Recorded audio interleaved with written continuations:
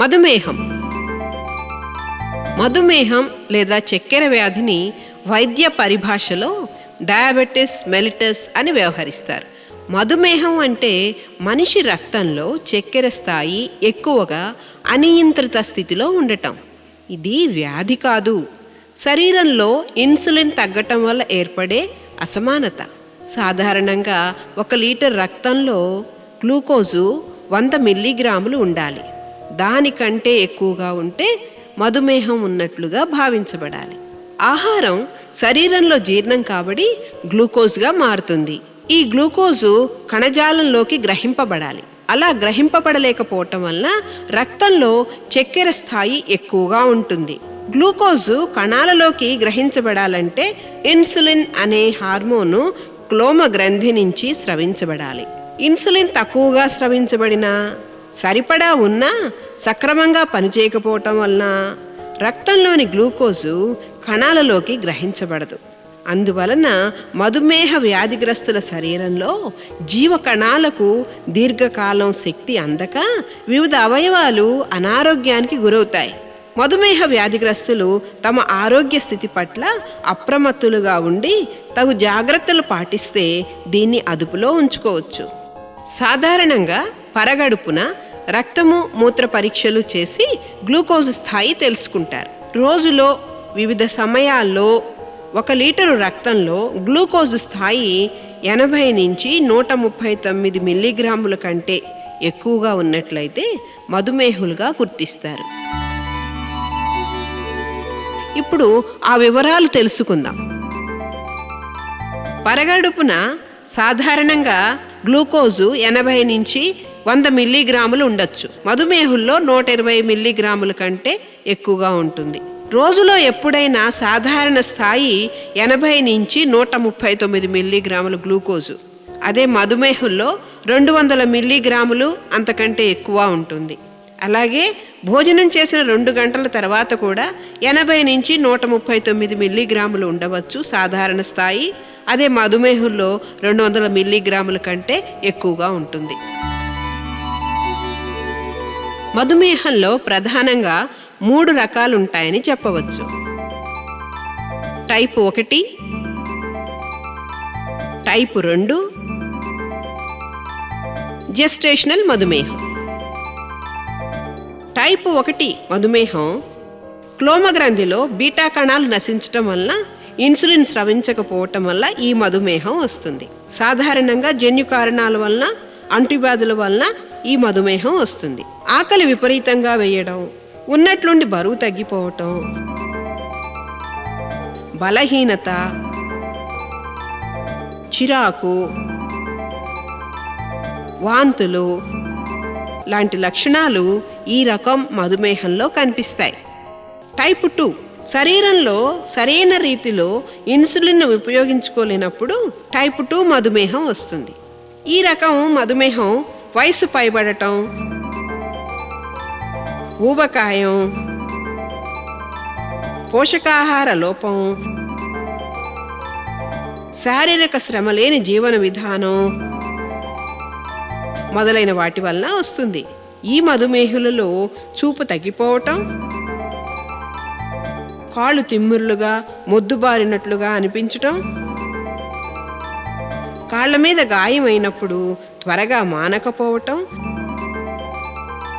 చర్మం మీద దురదగా అనిపించటం వంటి లక్షణాలు ఉంటాయి. జెస్టేషనల్ మధుమేహం హార్మోన్లలో సంభవించే తేడాల వలన గర్భధారణ సమయంలో కొంతమందిలో మధుమేహం వస్తుంది. ప్రసవానంతరం తగ్గిపోతుంది. అయితే ఇలా గర్భధారణ సమయంలో మధుమేహం వచ్చిన వారిలో సగానికి సగం మందిలో తర్వాత వయస్సులో టైప్ 2 మధుమేహం వచ్చే అవకాశం ఉంటుంది. కనుక వారు ఆహార వ్యాయామాల విషయంలో తగు జాగ్రత్తలు పాటిస్తూ ఉండాలి. మరి ఇతర కారణాల వల్ల వచ్చే ద్వితీయ మధుమేహం, ఇది స్టెరాయిడ్లు, కొన్ని రకాల మందులను వినియోగించటం, రసాయనాల వలన క్లోమ గ్రంథి దెబ్బతిని మధుమేహం వచ్చే అవకాశం ఉంది. ఇది సాధారణంగా పెద్దలలో కనిపించేదైనప్పటికీ ఇటీవల కాలంలో యువకుల్లో సైతం కనిపిస్తుంది. మధుమేహ లక్షణాలు: తరచుగా మూత్ర విసర్జన, శరీరంలో చక్కెర మోతాదు పెరిగిపోయినప్పుడు శరీరం కిడ్నీల ద్వారా దానిని బయటికి పంపే ప్రయత్నం చేస్తుంది. దానివలన తరచుగా మూత్ర విసర్జన చేయవలసి వస్తుంది. చర్మం పొడిబారిపోయి దురదలు పెట్టడం, ఎక్కువసార్లు మూత్ర విసర్జన చేయటంతో శరీరం ఎండిపోయి చర్మం పొడిబారిపోతుంది. స్నిగ్ధత కోల్పోవటం వల్ల దురదలు వస్తాయి. అలాగే రక్తంలో చక్కెర నిల్వలు ఎక్కువగా ఉండటం వలన వ్యాధి నిరోధక శక్తి తగ్గటంతో పాటు బ్యాక్టీరియా వంటి సూక్ష్మక్రిములు పెరిగి అంటువ్యాధులకు ఆస్కారం ఏర్పడుతుంది. గాయాలు త్వరగా మానకపోవటం, రక్తం ద్వారా శరీరంలోని భాగాలకు నిర్దేశిత ప్రాంతాలకు పోషకాలు ప్రాణవాయువు అందుతూ ఉంటాయి. కానీ మధుమేహంలో రక్తనాళాలు పూడుకుపోయేందుకు అవకాశం ఉంది. గాయమైన చోటుకు రక్త సరఫరా సరిగ్గా జరగనందున గాయం మానటానికి చాలా కాలం పడుతుంది. చూపు మసకబారటం. మధుమేహం వల్ల శరీరంలో నీటి శాతం తగ్గినప్పుడు కంటి కటకంలోని చక్కెర శాతంలోనూ నీటి శాతంలోనూ మార్పులు సంభవించి చూపు దెబ్బతినటం జరుగుతుంది. ఎక్కువగా ఆకలి వేయిస్తుండటం. మధుమేహం మూలంగా శరీరంలో ఇన్సులిన్ మోతాదు తగ్గినప్పుడు శరీరంలోని చక్కెర రూపంలో ఉన్న పోషక పదార్థాలను కణజాలాలు గ్రహించలేవు. దీనితో ఈ కణజాలాలు పోషకాల కోసం మెదడును చైతన్యపరిచి ఆకలి పెరిగేలా చేస్తాయి. బరువు కోల్పోవటం. ఆహారం సరిగ్గా తీసుకుంటున్నప్పటికీ బరువు కోల్పోవటానికి కారణం పోషక పదార్థాలను గ్రహించుకోలేకపోవటమే.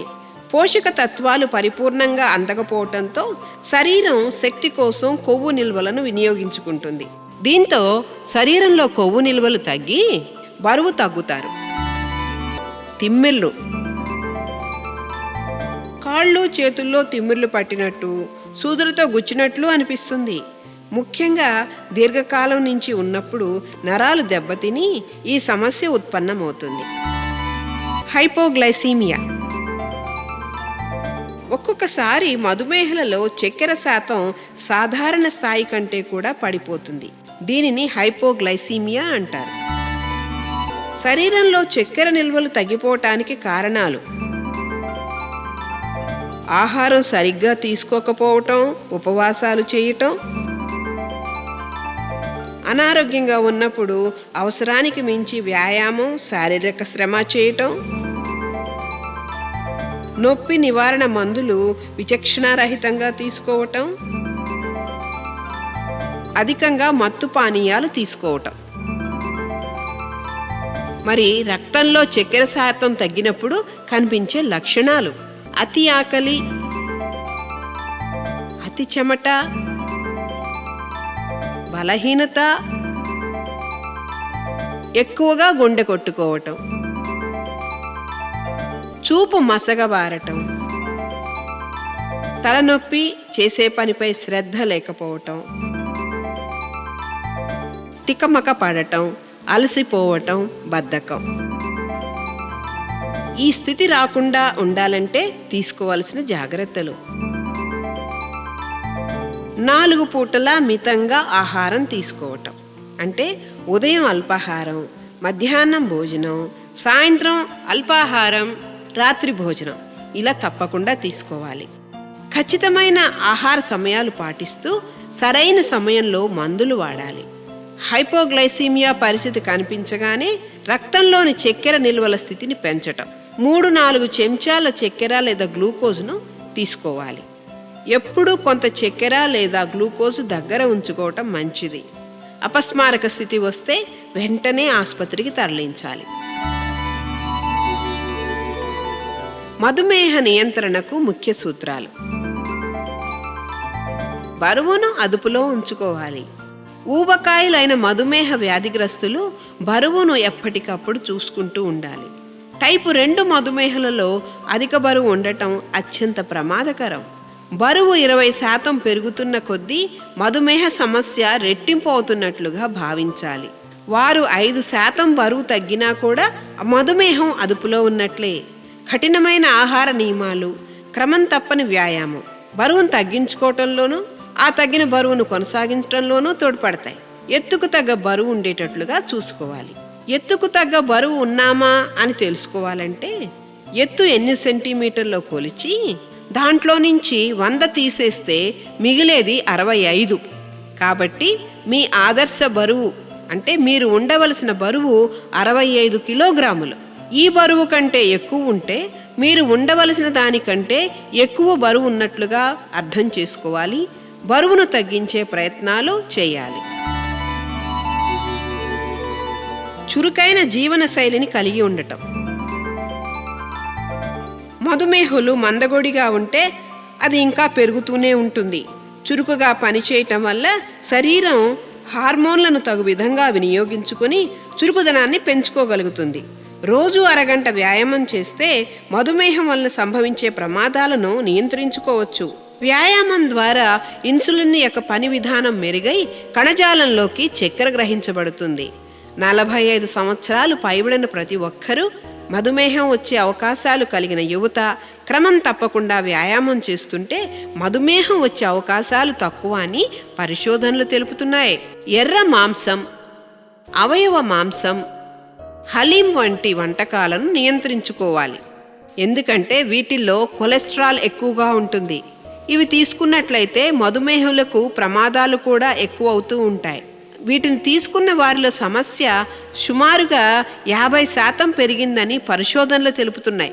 మాంసాహారం సాధ్యమైనంత తక్కువగా తీసుకుంటూ చేపలను ఎక్కువగా తీసుకోవాలి.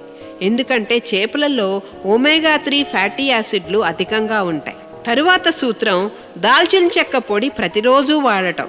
దాల్చిన చెక్కలోని ఔషధ గుణాలు ఇన్సులిన్ సక్రమంగా పనిచేసే విధంగా ఎంజైములను ప్రోత్సహిస్తాయి. కాబట్టి దాల్చిన చెక్క పొడిని వాడాలి. చక్కెర లేని కాఫీ లేదా టీ తీసుకోవాలి.